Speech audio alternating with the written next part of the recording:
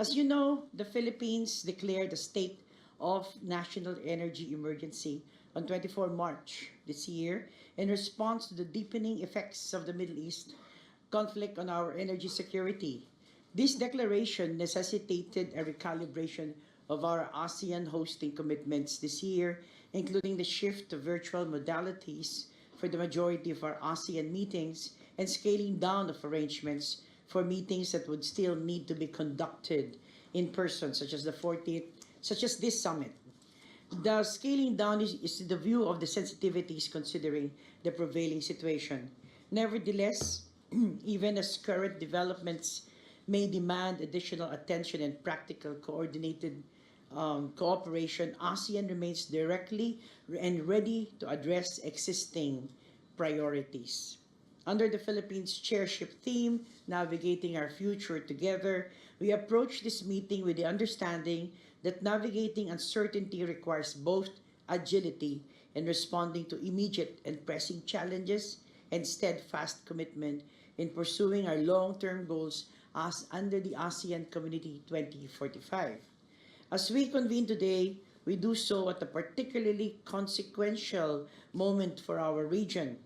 The ongoing crisis in the Middle East and its far-reaching repercussions, including the disruptions to energy flows, trade routes, food supply chains, and the welfare of our nationals, remind us that developments beyond our region can have immediate and profound effects on ASEAN.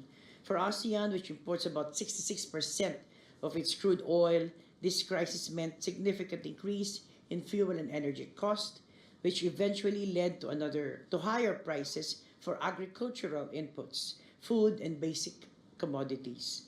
The crisis also caused disruptions in some sectors, including transportation and tourism, and put at risk millions of ASEAN nationals in the Middle East. Against this backdrop, we convened two special meetings of the foreign ministers to discuss ASEAN's collective response to the effects of the situation in the Middle East and our region. Our discussions reflected ASEAN's resolve to act with urgency, coordinate closely, and respond collectively to these emerging challenges. Taking stock our experience, however, our discussions at the special meetings have pointed out that ASEAN needs to strengthen our crisis coordination and institutional readiness in times of crisis.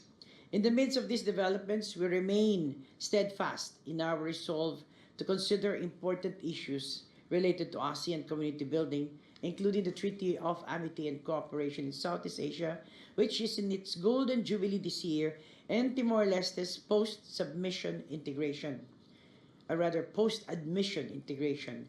We will also continue to discuss matters related to ASEAN's external relations, ensuring that the partnership support ASEAN centrality. Finally, as a special envoy of ASEAN, Chair on Myanmar, I will provide a briefing on the updates on the situation in Myanmar and the implementation of the five-point consensus. In closing, I thank you for your presence today, and I look forward to our productive discussions this morning.